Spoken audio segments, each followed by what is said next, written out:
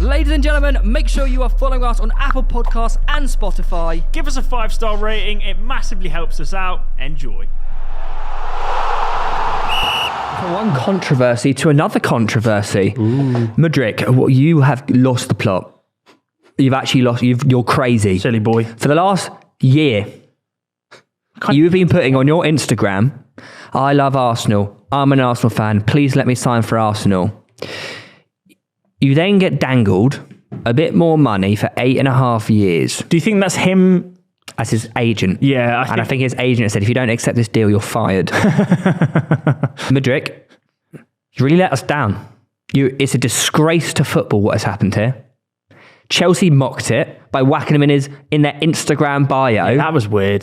Saying, put in Instagram posts like, oh, come to Chelsea. I think they basically wanted him to think, oh, Chelsea fans do like me. They don't. It was literally a thing of like, we need him to. He basically gets off this plane, he needs to sign the contract, so he needs to feel like he's wanted at the club. Yeah. Chelsea are panic mode right now. Yeah. I actually feel like they're in panic mode. Like, they've beaten Arsenal to João Felix and Mudryk. Like, do they need both of them? Are they just signing them? Well, they do now, because they're just slapping all these cocks down. Look at us, all the money. Look at us. Like, it's a shambles. Is financial fair play a real thing? I don't think it is. But Todd Bowley's going, you're a man, we're getting him. We're going to fire our guns, we're going to go do all this. Like, surely Potter is a smart man. Surely Potter should be involved. Like, they've got the Brighton team, basically, who are quite good at purchasing players and... Well, their scouting team's insane, but I think their scouting team's still at Brighton. I don't think Potter and any of the guys have had a say in these players. Have you seen how they're structuring the transfer? So, like, the reason it's an 8.5-year contract is they'll pay the fee and then it's like the installments over the years, so you sort of get you around financial fair play. Only 65 mil, isn't it? Yeah, 85. whereas... 65. No, the flat fee is 65 and all the add-ons go up to 100. People compare it to like Alvarez's buyout clause. Like, well, why didn't you get him? Because that's like, that'll be more of a lump sum, so they couldn't have got away with it. But Mudryk, I just don't... Like, Arsenal are top of the league. They're building something massive here. Like, he's clearly not had a say in this, has he? No. The deal he got is basically worth 4 times what Arsenal offered, because it's double the wages and also double the length. But I feel like if he went to Arsenal in the long run, he would get a bigger contract. He might, but he'd have been sat behind Martinelli for a while. Like, there's no guarantee that he'd have ever made that breakthrough. He's looking at that Chelsea team, he's looking at it going, I'm going to go straight into the starting lineup. And he's probably been told. If it all goes told. wrong, I can sit here for 8.5 years and cash a check in. He could do a Ross Barkley for all we know. Well, yeah, he could. Like, he's an 8.5-year deal. Chelsea are playing a ridiculous... He's played 29 matches in 3 years. Here's a question. Take your Arsenal fandom and bias aside. If you were offered a squad role to play for Arsenal for half the amount of money versus Chelsea, starter every single game for double the amount of money, which one would you take? Arsenal. Would you? Yeah, I'm an Arsenal fan. I just said, remove... the first thing I said before that was remove your Arsenal bias and fandom. Okay, neutral. But he is an Arsenal fan. No, but Mudryk's an Arsenal fan. Yeah, okay, so a neutral club. Yeah. No, but Arsenal top of the league.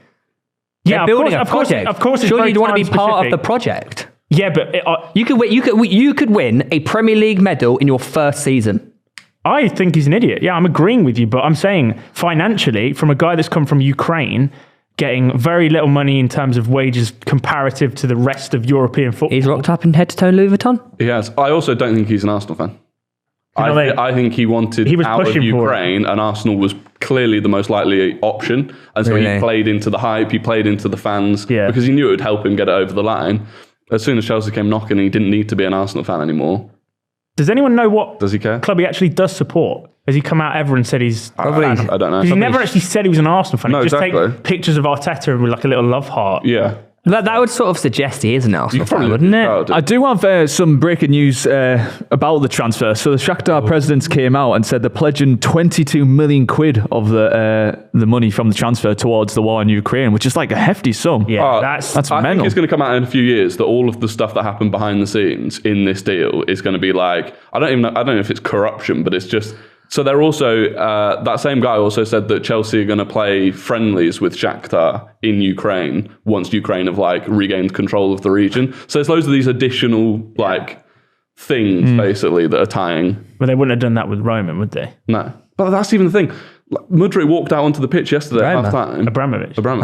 Mudryk walked out onto the pitch draped in a Ukraine flag. There's still a like Roman Empire Russian flag on the side of the stadium. It's insane, absolutely insane. I'd be interested to know what normal Ukrainian people think about him making that move. That would be interesting, but I don't know. Well, it wouldn't have ran had it still been previous owner. Oh no, definitely. Well, look, they've signed him.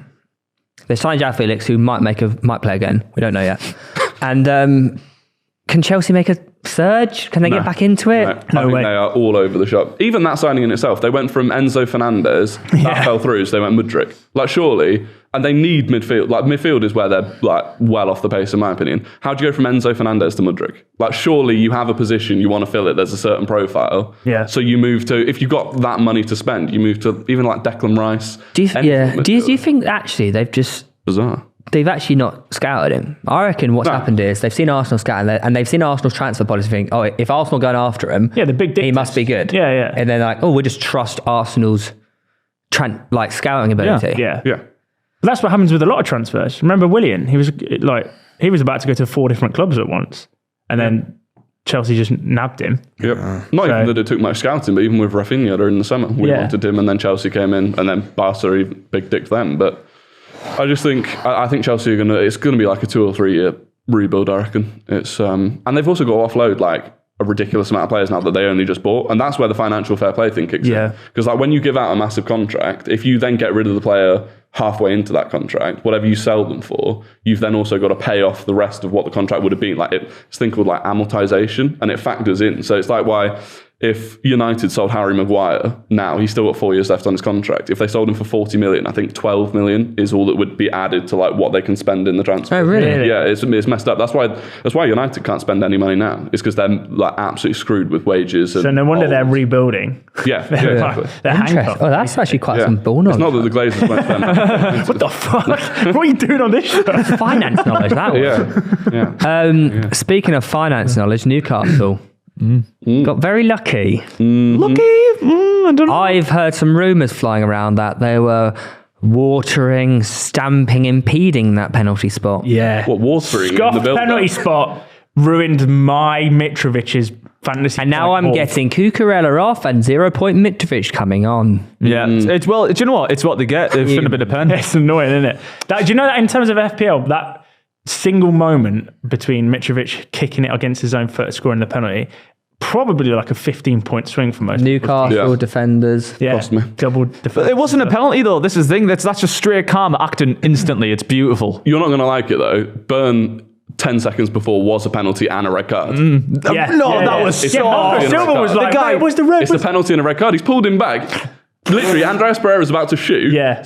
And in the rules, so that if you pull someone back rather than going for the ball, that's a straight red card. Yeah. No, this is the thing. There's no attempt to play the ball, it's a red. Yeah. No, he didn't pull. Cancelo He got didn't. sent There off was no against you. actual pull. He had a hold of his hand as he was coming back around, and the guy threw himself to the floor. That's just playing up Pulled to his it. arm though. Like if you're about to shoot, your arms are out. You're about to shoot. You need your arms for balance, and your arm gets pulled behind your back. I know he exaggerates the fall, but 1,000,000%. Well, if you need your arms for balance, if it's a foul, it's a penalty, and if it's a penalty, it's a red card. If you need your arms to balance, that argument can stand for handballs and defenders having their hands out. You know what I mean? Like, that's where does that the rule, stop? isn't it? So it's sort of like that was so soft, and I don't think anyone wants football to go that soft. Do you know what this reminds me of? If you're going to win a league title, you're going to need luck, yeah? If you're going to get top 4 as Newcastle, you're going to need a bit of luck. And I think this is what you're Fair on saying. balance, I thought Newcastle probably deserved to win the game anyway. So it's like, Yeah. But I do think, and that's the second in 2.5 weeks that Dan Burns got away with giving a penalty by clumsily pulling someone back. Not that I'm still salty about that, but I do think it's about time Burn got punished for this. It's just clumsy, isn't it? He's just got that 3-fingered hand, and it's all over the place. I will say though, Fulham are good. They are good. Really good. Very hard impressed. game. Yeah. Yeah. They had me To worried go to a your lot. ground and be that impressive, it's not an easy task. That. You know when Bruno scored for United, you thought, oh, here we go, United are going to win this. Yeah. When Mitrovic double kicked that penalty, you thought, oh, Newcastle are going to win this now, aren't they? And Isaac popped up, 89th minute winner. Yeah. Callum Wilson assist. Yeah. I thought Callum Wilson handballed it. I've barely seen anything about it, barely even any replays. But he heads it into the back of the defender in front of it, and then it comes back and hits his arm. I'm certain of it, but they've not even shown any close-up replays. Oh, so before he can't flicks it have- across the... Yeah. He controls it with, and I don't know the rules of handball if it would count, because it's not technically the motion that creates the goal, but it basically is. Yeah. But they've not even shown up. Well, Newcastle have kept 5 successive clean sheets for the first time in their top division history. And this is a good point. With Newcastle sat in third, level on points for United, and we're calling United in the title race. Why aren't we calling Newcastle in the Oh, we title did. race? We did before though. But the media, mate, this really annoys me. Because really annoys honestly, me. Man United get But one lucky win against Time Man out. City. Yeah, but no, Time out for a second. it's because Man United are notorious title But winners. also, Newcastle aren't. That's irrelevant onto the individual season basis, though. History doesn't make you win a championship in that individual season. But also, you've got to remember that you not being declared in a title race is better for your chances of being in a title race. Yeah. The more traction and media attention Newcastle get for being in a title race, the more pressure there is for each game you to come out and perform. If you just keep going under the radar, plodding along, 3 points, 1 point, blah, blah, blah, clean sheet, etc., you have a higher chance of finishing top 4 this season. Yeah. Oh my God, Newcastle in the full title race, man. Oh, I can't believe it. Every single game we've got to win. You know what I mean? Yeah. Well, for me, it's mainly I've been called an idiot since last season saying top 4 and all this, and now I said title race. And, we'll keep plodding away. Only conceded 11 this whole season. 1 defeat, which shouldn't have been a defeat against Liverpool, so we're well in it, I think. Squad depth has to be the thing. Yeah. Cost you. Bruno injured. How out for? It's going to be squad They depth. got Shelby though. Injured. Oh no. Yeah. And Big Boy might be locked up. No, that hurt me down deep, that one. But big rumours, though.